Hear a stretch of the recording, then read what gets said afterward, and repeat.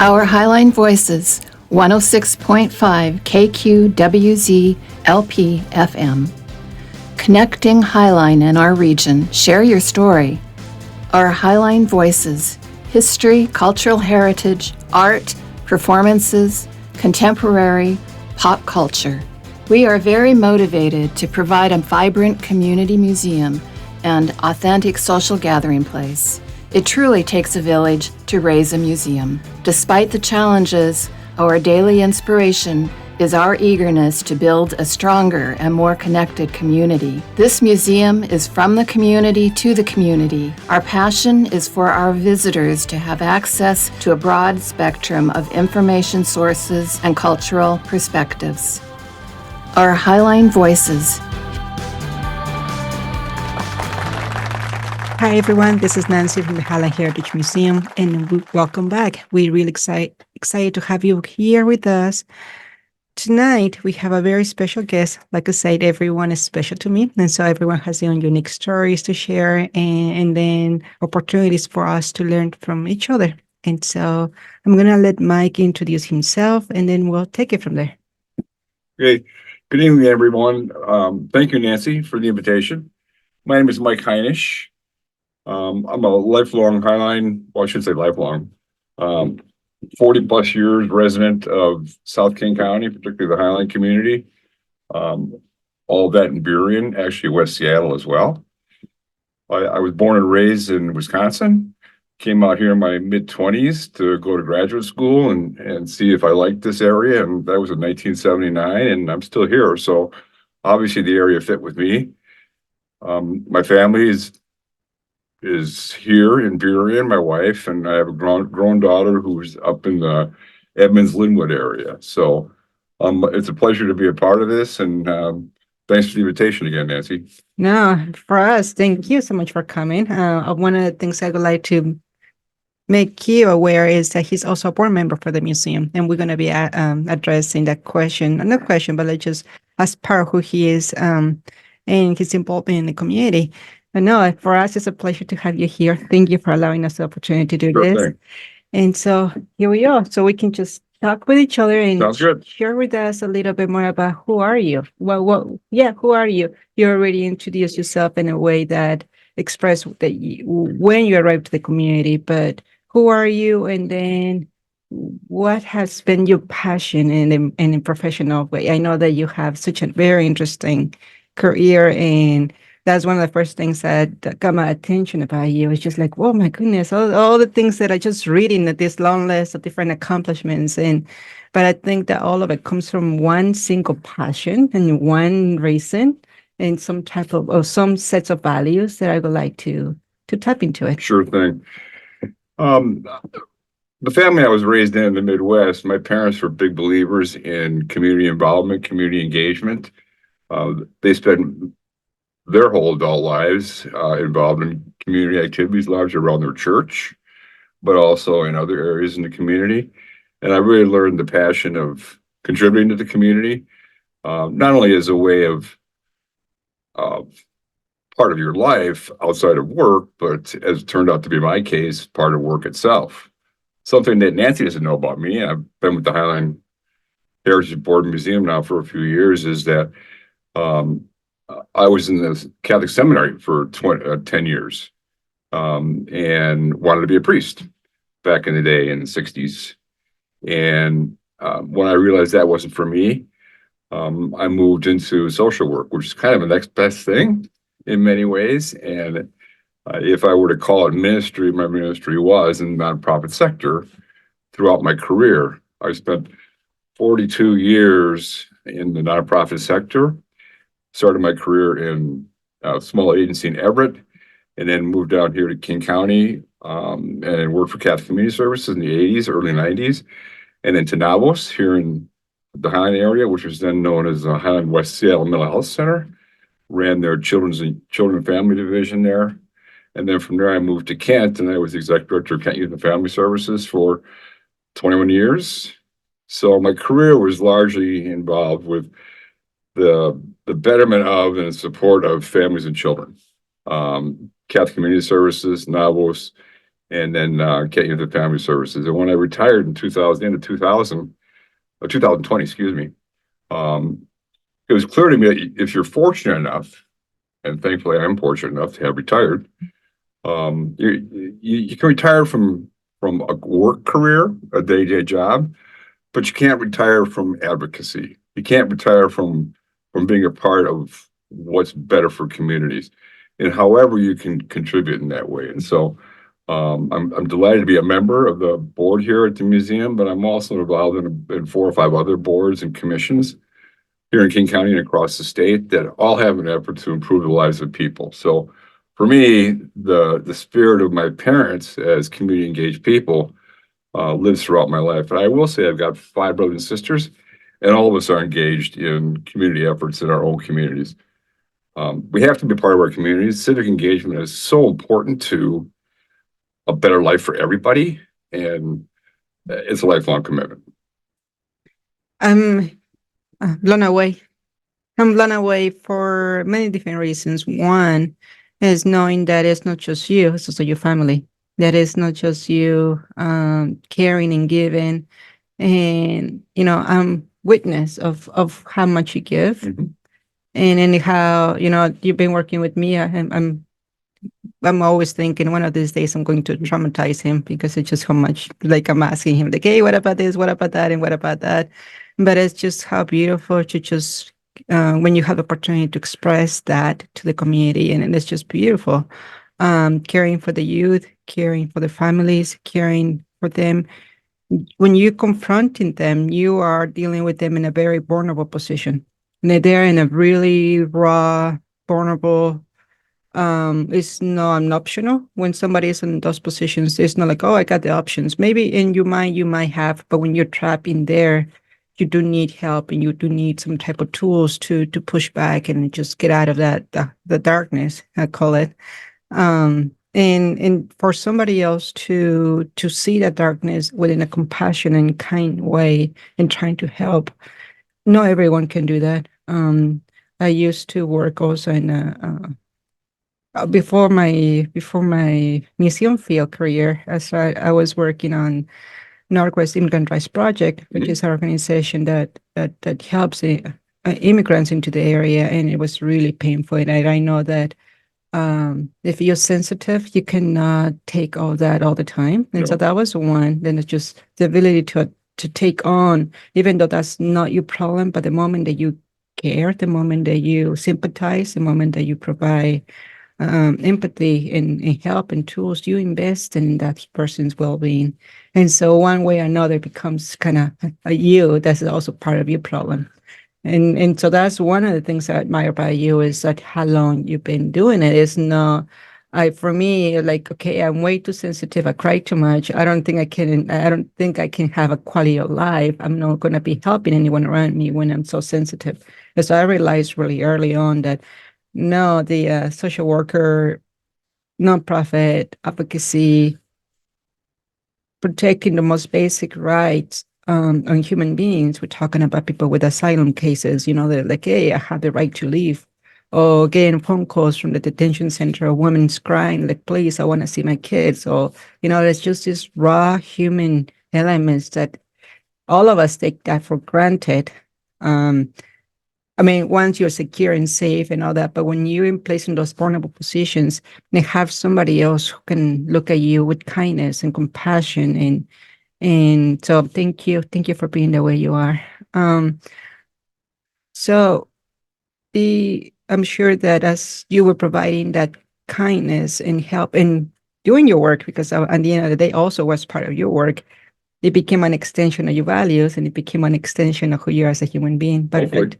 But doing your work, do you have, now that you're retired, I'm sure that you reflect back in a lot of cases. I'm sure that you reflect back in your growth and your involvement and, how you were in your beginning, early young age. And then as you continue to evolve, you wish something, a lesson that you wish you learned earlier than later?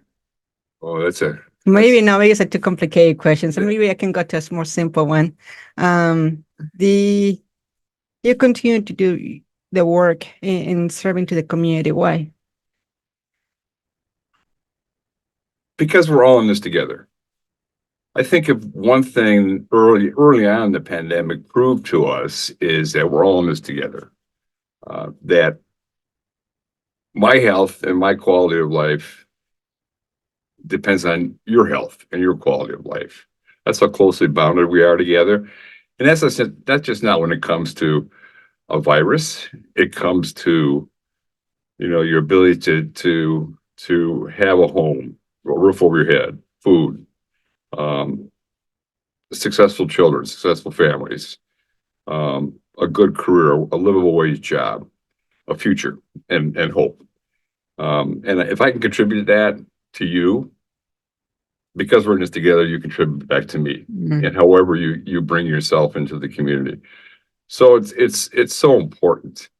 Going back to your question about what I learned later as opposed to what I wish I knew earlier, it's probably the growth in understanding our rich diversity as people. That we all come from different places, be it geography or family or religious background or culture in general. And we need to approach and care for people's diversity and respect it and celebrate it. Because it is who we are and it is where we're going as a country. Some people like it, some people don't, but the reality is that this is what we're evolving into. And so we all have to pitch together and celebrate our differences as well as our similarities that make up a whole community. When you mentioned a few minutes ago, Nancy, about various cases and events that I saw over the years, and there are thousands of them. I mean, there are many stories I could tell that could spend the rest of this time talking about. One that I remember in particular well, first of all, let me say this. Any career is of value, but what people in the nonprofit sector do in supporting families, in my case, and children, is really a contribution that is so fulfilling. It's one thing and I'm not trying to disparage anybody's career, but it's one thing to be in a field where you're making money for other people. You're an investment banker, let's say. Again, not to disparage any field. But the takeaway at the end of the day of seeing a family heal and be successful and move forward and come back years later and say thank you is just, there's not a price you can put upon it. And that's what we always got in the work that I did. And yes, many situations were difficult. And you can't take it home with you. You can't be part of the crisis. You've got to be outside of the crisis. But when you have that kind of satisfaction of seeing a family heal and come back and thank you, thanks isn't necessary, but it's awfully nice and it's reinforcing. That's what was so rewarding for myself and the people I worked with. Yeah, I've been in the museum field for 20 years, and before that, in other types of jobs, and really, I guess I really like the idea of connecting our human beings one with each other. And one of the experience that I'm still really hang on to it is a set of letters that I received from children after a field trip during COVID. And then just how young they were and how articulate they were saying, thank you for making us feel safe. Thank you for making us feel welcome. For little kids to write that, it really, to me, breaks my heart every time I read them, because that means that they have experienced the opposite. They have experienced not feeling welcome. They know what it is not to feel safe.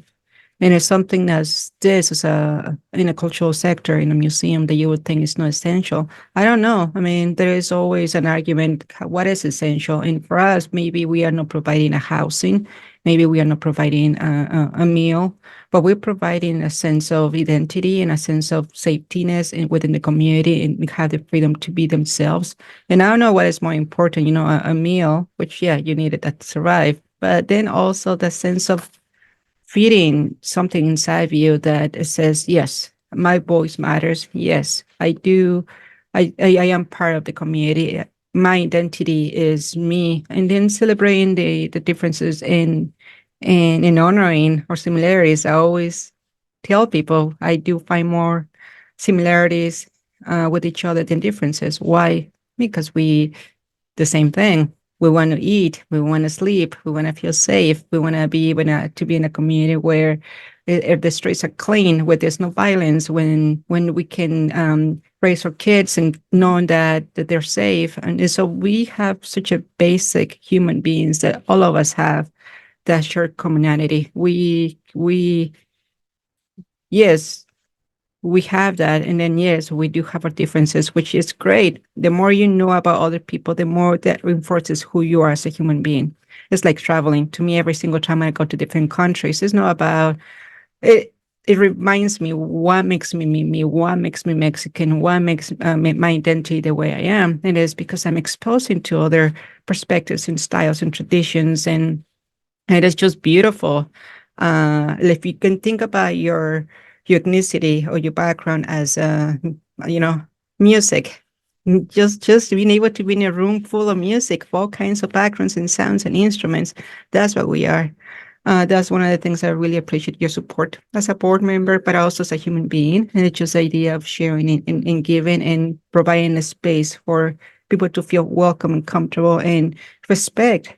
There's a basic thing of you don't have to like something, you know, and it could be sexual orientation or religion or ethnicity or ages or whatever that makes us all different. You don't have to like it if you don't want to, but you do have to respect it. You do have to respect that you have your own voice. The other person also has their own voice. And it's almost like a buffet table. And that's an analogy that I've always been using for years now. You have a buffet table. You don't like a banana. What you do, you just skip it and go to the things that you really like. You don't grab the banana and put it on the ground and then smash it just because. I mean, it's mean.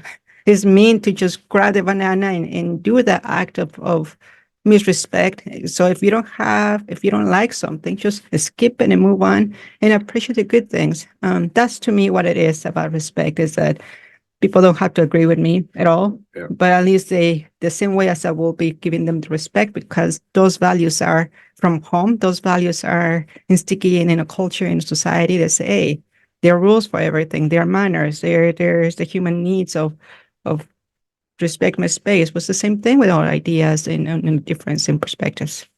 Anyway, I would, one thing I was thinking here as you were speaking, Nancy, is affirmation.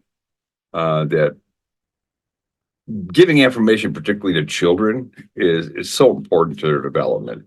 And affirmation doesn't mean they always win a prize. It just means they're firm for what they're understanding and learning and knowing and asking about, and otherwise a sense of support and comfort and ability to thrive. One of the things that I said frequently is when we talk about youth justice, juvenile justice, there is no child, there is no juvenile that appears before any judge here in King County or anywhere in the country whose problems started the day that they show up in front of a judge. That's kind of the last step.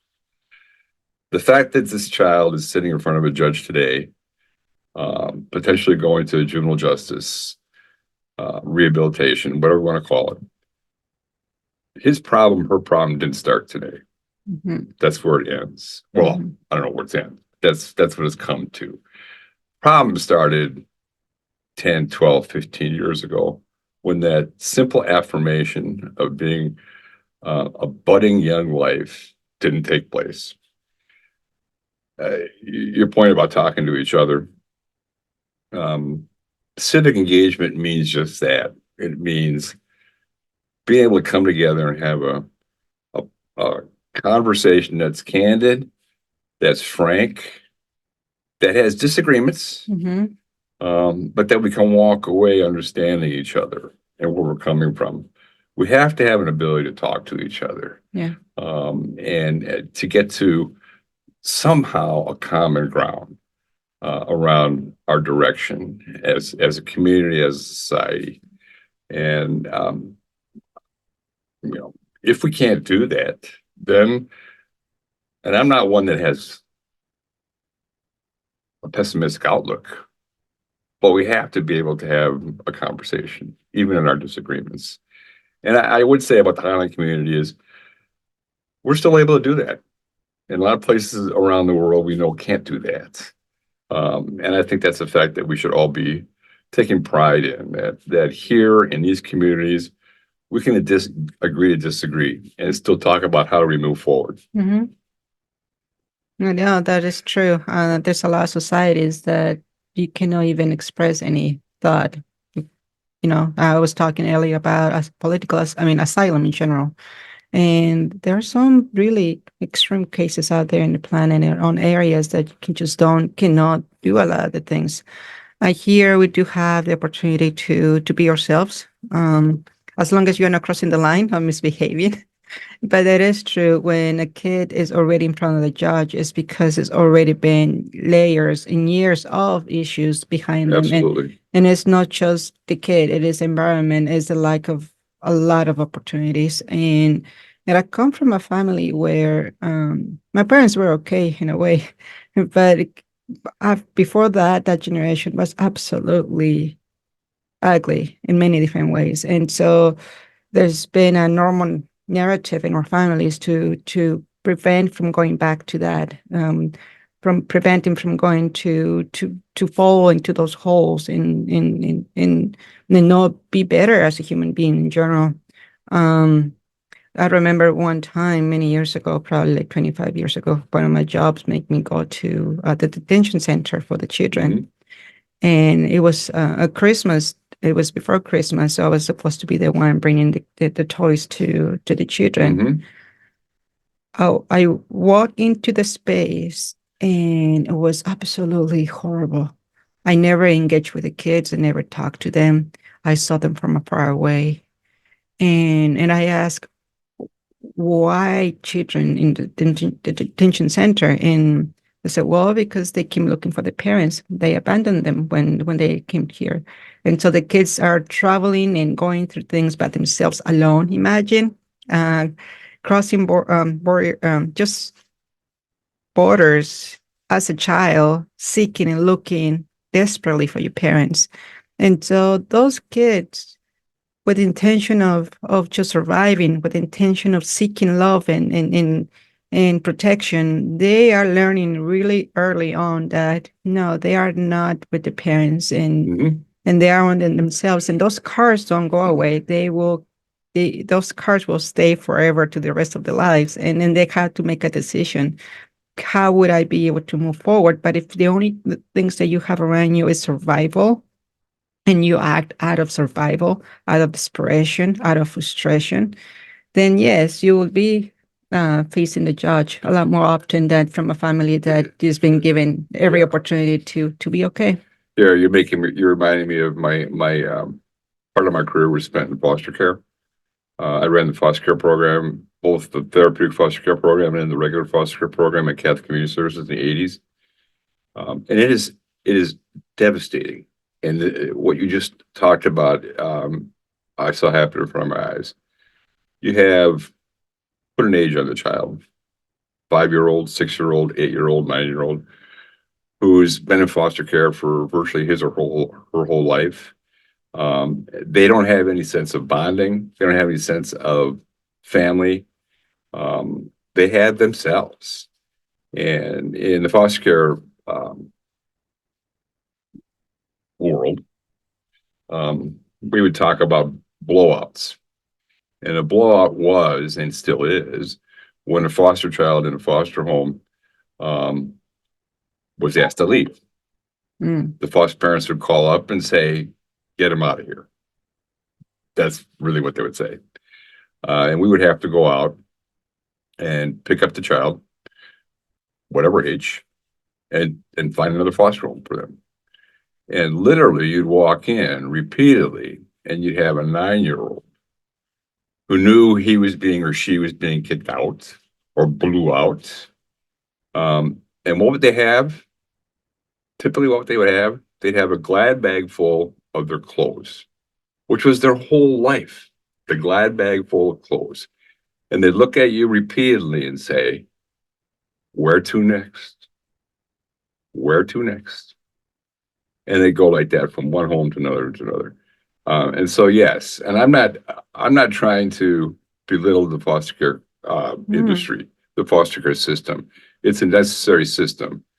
But the result so often is a child with his whole life in a glad bag.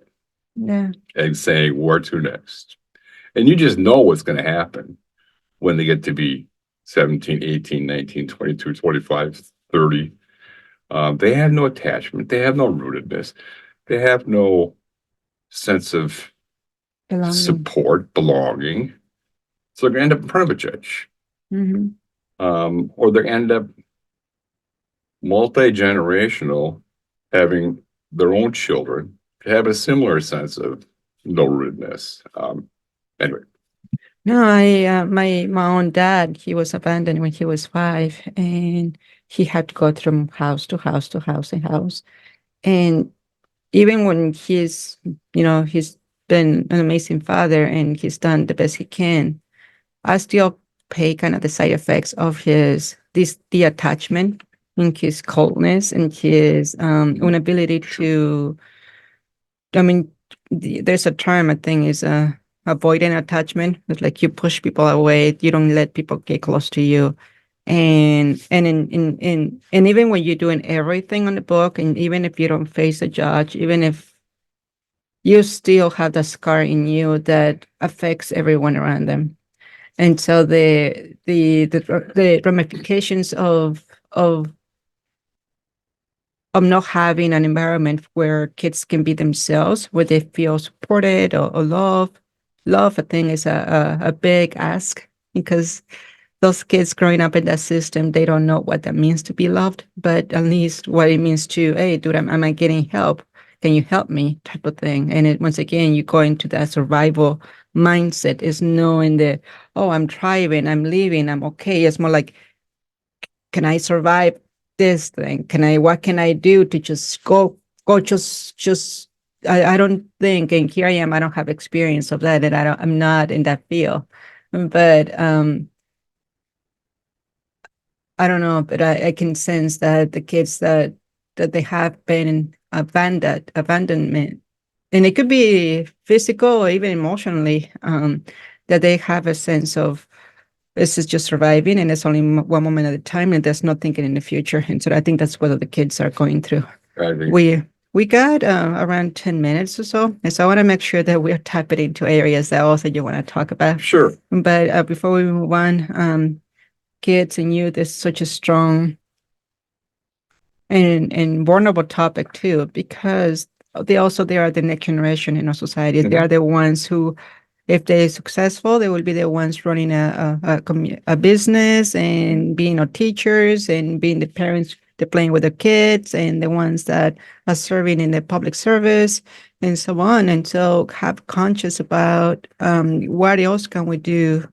What else can we do to support the kids? There are there's different agencies to support different areas. And I think, like you said, it takes all of us as a community, all of us pinching in into, okay, what else can we do? In this space, that's probably what I like the cultural sector. Yes, we are not providing the essentials, but I think that we are providing a space where it's like, where is your heritage? Where you're from? What traditions you want to learn, or what traditions you want to share? And then being able to have that dialogue and get to know each other, maybe not agreeing, but just learning and just listening to what the other person is saying. A lot of the times we listen to defend ourselves. We'll listen to you are not even listening, you're just like preparing what is it that you're going to go back after. Correct. And it's hard, because that's exactly what all the conflicts starts with, when we don't really have the patience or the mindset of, okay, truly, what is that person saying? Lately, I've been having my discussions with my teenager. She's 17, and I'm learning that I say, Sophia, I don't know what you're saying. Let's analyze this term. What does that mean to you? What it means to me? And I'm learning that the more time I'm spending on what is that term means, is allowing us to have a conversation like, oh, Absolutely.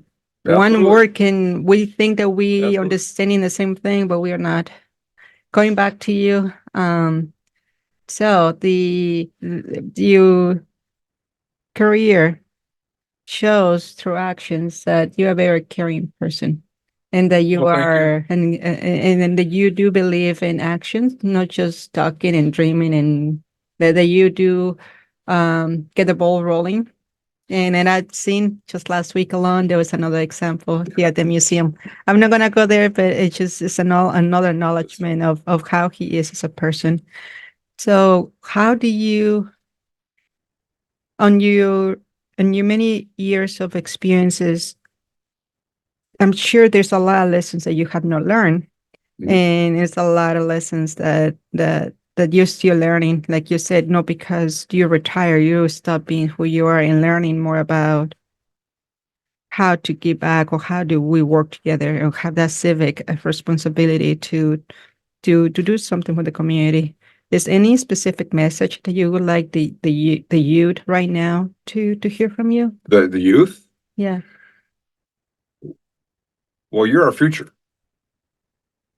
Simply put, you're our future. And that's something we need to support in your development, because as Nancy said earlier, the future involves you as our business people. The future involves you as our civic leaders. The future involves you as our visionaries for our future, that that we want to support you in getting to that place. Is just so important. And while Nancy said just a few minutes ago that maybe what the museum doesn't do is important to others, or the work that maybe I did, but it is important, because culture is the rootedness of who we all are, and we have to support our thriving cultures, and our different cultures. And I think about the different kind of events that happen around the Highline community in the various jurisdictions, be it the districts or the cities or the port, that are around culture and differences. How rich it is for a child to be able to go to a cultural event and experience something different, or also celebrate the fact that his or her culture is being celebrated at this event, that it's important to people, and it's affirming to them. So, yeah, youth, however you define it, you're our future, and we're depending on you. And our future's going to look different, because you all look different than if you see me on the screen from my generation, which was largely dominant majority culture. And I think another thing that's so important is that we all need to recognize our prejudices. We all need to recognize our, in my case, I guess, privilege and power, and be willing to be challenged about how I am perceived, or actually am exercising that power and privilege in a way that's not appropriate, so that I can change. None of us can change unless we're given the opportunity to recognize areas we need to change, and we have to be open to the ability to say, yeah, you're right, I got to work on that. And so long response to say, youth, however we define it, you're our future. That's beautiful. I like that. One thing that I'm learning too is that we have different defense mechanisms. Sure. Some people are open to the idea of saying, okay, I'm ready, I want to learn. Some people like, oh, nothing's wrong with me, everything is fine with me, that the issue is out there, the issue is outside. And so those are the type of people, that the ones that you see frequently pointing fingers and blaming and being upset about situations in many different cases, is because they have the struggle to say, what am I doing to contribute to that situation? What can I do to learn? And then instead of us versus them and them versus us, like, let's just truly see each other and neck and neck, and how do we move forward from that? There's just so much that I would like to talk to you. He's already 5 minutes into it, but the concept of supporting the youth is there. The concept of being challenged, microaggressions is a new term. Absolutely, yes. It is a new term that's taking place, and I have to have that talk to my volunteers, and also being exposed to this other training about microaggressions and what that is. And I realized that very painfully that, people can be really polite to you and still do these microaggressions. And people can still smile at you, and it's an intentional thing. I guess I grew up in a culture where you see the manifestation of somebody not being okay with you by expressing it, by being mad, by not having no much of manners, and it's just right in your face, calling you names and all this, and it's just that I'm accustomed to. I grew up in a culture in Mexico where it is a lot easier. Okay, you upset with me, just say it, and you got all the drama. That's why you call it telenovelas or soap operas. Like, you got all this drama taking place. There's no so hide it in manners and politeness in a way. And so when I saw that everyone were polite and courteous and all that, I'm like, okay, it's fine. But then learning that a lot of it is also punches of microaggression, and how do we be more educated about what that is, and then as an institution make sure that we are not promoting that we are not either seeing visitors treating other people like that, or my volunteers making sure that they know, they are aware that maybe they're doing things that they might be offending people, it might hurt people, it might hurt kids. And so, no, I think the challenge is for all of us is to how do we continue to grow, and how do we continue to be more aware that we're just a little tiny grain in the universe, and that not the whole universe is around us, is that we are that tiny little grain, and that there's so much around us that we have to learn from. We got 5 minutes. Is anything else would you like to share before we end the interview? Well, let me just say that I think what I hope all of us can do every day of our lives is maybe at the end of every day, a quick inventory of what did I contribute today? What is it that I brought as a contribution to my community? And it can be as large as supporting the museum. It can be as small as picking up trash in your neighborhood, or keeping your own yard orderly. Helping a kid down the streets. It doesn't have to be a large thing, but each day we need to contribute to our community in some ways, and know that we've made those contributions.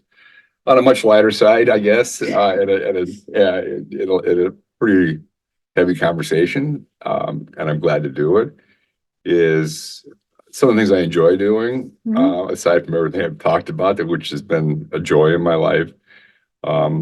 I love sports. I'm a huge baseball fan. I've been my whole life. Mariners, of course, good and bad. Football, hockey, basketball. If it's got a ball and it's got a clock and a game, or not clock, I'm usually ready to enjoy it. Play golf. Like to work in my yard, garden. Nice. I read a lot and really enjoy reading. Travel with my wife, and generally hope to stay healthy and do things that keep me healthy, keep my wife healthy, and overall really keep the community healthy. If and when I can help, I'm usually glad to do so. And just think that it's so important for all of us to think about, how do we give back to our community? How can I give back to my community? And what did I do at the end of the day that contributed to a life for all of us? Because I said earlier, we're all in this together. Yeah. It's a journey we share, and we have to celebrate, and know that the future will always be bright. I'm basically an optimistic person, even though my career was full of a lot of hurt and pain for people. But I'm optimistic about our future in the light of things which look sometimes so bleak for whatever reason, we do have a bright future. And we need to recognize that and again, to repeat it, say, how did I contribute to that future? What I got this morning to the when I went to bed at night. Yeah. There's two things before we go. One is your light is beautiful. The way you share your light is beautiful. And I think that as human beings, we need that joy. We need that we do this, but it gives us pleasure to serve. It gives us happiness to do that. It cultivates joy, not just for ourselves, for the community. And I think I love how you mention positivity, because you can contribute in a more negative tone and without bringing the light in. And so you are one of those that you do shine, and then you let light surround them because of who you are. So that's one. And then two, you have a King County Day. When is it? I know I can research it, but can you speak 1 minute about that? What does that mean? Well, when I retired, I was honored enough to have King County proclaim December 15th, 2020 as Mike Heinisch Day in King County. So it was only one day of one calendar year. It's not every year, Nancy. Okay. So God forbid. I think I'm going to celebrate you every year. God forbid it's every year. But yeah, that was really an honor. And I also, if I were to tout my own, I don't know, platitudes, I was also named Citizen of the Year in Kent twice by the Kent Chamber of Commerce, and the Person of the Year by the Kent Reporter newspaper magazine. Wow. I also was Parent Map magazine, which I think is still around.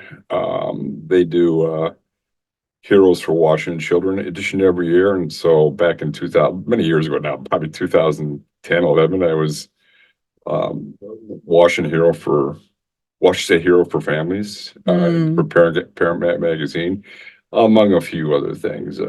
But when I always got home, I was still the dishwasher. I was still helping put the kids to bed.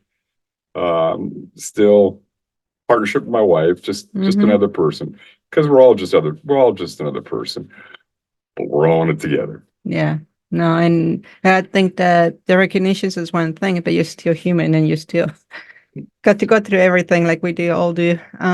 Thank you, Mike, again for the opportunity to interview you. Thanks for the invitation. It's been fun. Well, I don't know if much fun, but I think to me it was meaningful, and I appreciate that, and I appreciate that balance of many different things. So thank you, everyone, once again for joining us tonight, and we hope that you can join us back in the next one. Bye, everyone. Good night. Good night.